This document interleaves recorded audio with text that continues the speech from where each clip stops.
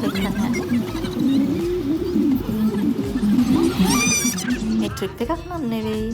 පුංචි පින්කමක් දැකගන්න. මේ ඉන්නේ 2025 අවුරුද්දේදී දානෙ දින්න ගිය අපේ කට්ටිය. ඉතින් ඒ මතකයක් ටිකක් අරන් ආවා.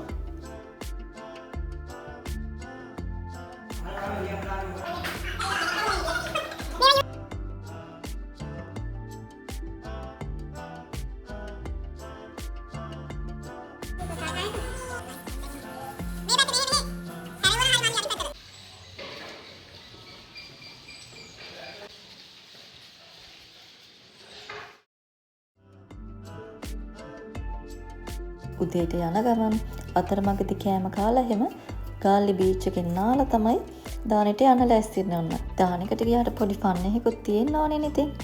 අපි දානෙ පූජා කරන්න හදන ගල්දුව ආරණ්‍ය සේනාසනය තමයි මේ. මෙතන දානෙ යන්න ඉන්න අයට රෙස්ට් කරන්න රූම්ස්, ඒ වගේම බාත්රූම්, ඒ පහසුකම් ටික මෙතන තියෙනවා. ඉතින් හවස 5 වෙන්න කලින් අපි මෙතන ඉන්න ඕනේ. ඒ වගේම හවස 5 වෙනකොට ගිලන්පසට ඕන හැම දෙයක්ම අරගෙන අපි ආපහු පන්සලට ආවා. පන්සල තියෙන්නේ ටිකක් මෙහැයින්. ඇත්ත ස්වාමීන් වහන්සේලා වගේම මේ පිළිම ලස්සන. ගිලන්පසට වමනා දේවල් හාමුදුරන්ට පූජා කළා. බෝධි පූජාවට ලෑස්ති වෙන්නේ මෙතන තමයි අපි.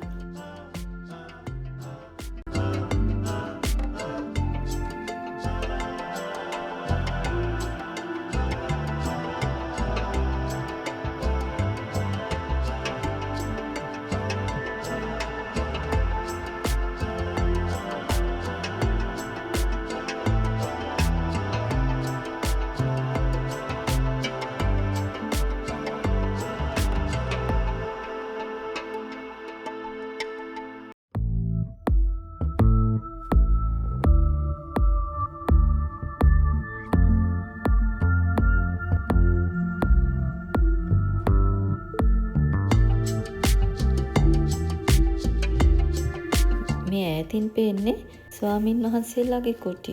භාවනා යෝගීව ඉන්න ස්වාමින් වහන්සේලා 59ක් විතර මෙතන වැඩලා ඉන්නවා. මේ පන්සලේ බෝධි පූජාව ඉවර වුණාම රෑ 8ට ආයෙමත් ධර්මදේශනාවක් තියෙනවා.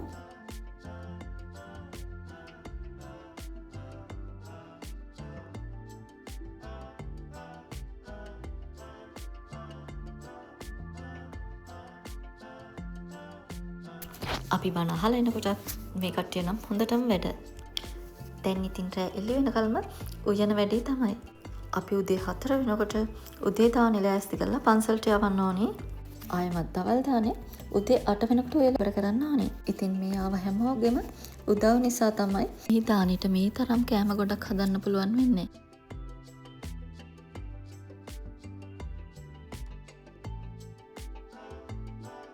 ගොඩක් කෑම ಜಾති හදනවා හරිම ආසාවෙන්. සමහර කෑම ඩෙසර්ට්ස් එහෙම ගෙදරදිත් හදන්නනවා. මෙතනදිත් ගොඩක් අය උදේ වෙනකල්ම නිදාගන්නේ නැහැ. කිරියා කියන කෑම හදන්නේ කිරි දානෙකදී විතරයිනේ.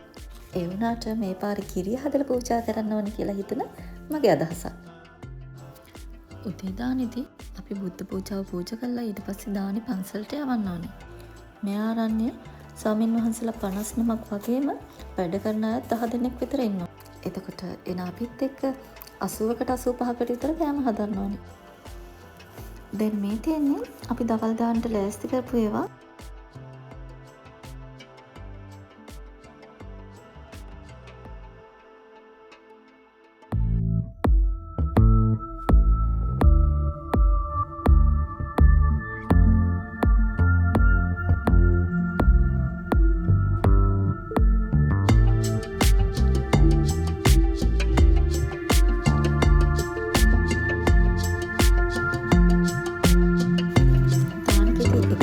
නැතුව ටිකක් වෙනස් දේවල් දෙන්න තමයි අපි හැමතිස්සෙම බලන්නේ.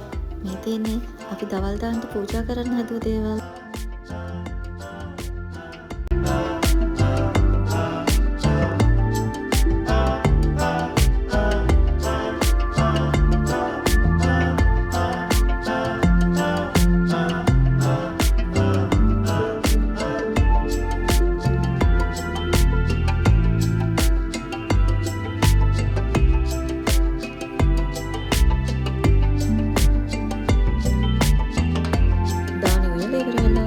දානශාලාවට අරන් එන්න ඕනේ. බලන්නක ස්වාමින් වහන්සේලා වඩිනකොට මේ දානය පූජා කරනකොට රෑ එළි වෙනකල් නිදා ගන්න නැතුව දාන උයපු හැමෝටම දැනෙන්නේ පුදුම සතුටක්. නිදිමත මහන්සිය හැමදේම අමතක වෙනවා. අපි මෙහෙම දාන පූජා කරලා ඉවරුනාට පස්සේ ස්වාමින් වහන්සේලා දාන ආනිශංස බණ කියලා පින් අනුමෝදන් කරලා ආපහු වඩිනවා.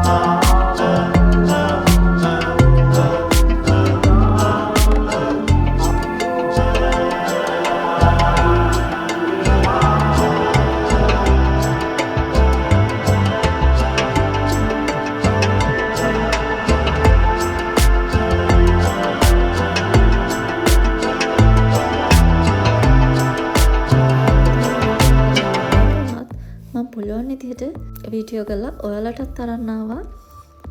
ඉතින් අන්තිමට දාන ඉවරුණාට පස්සේ කෑම කාලා හැමදේම ඉවර කළා.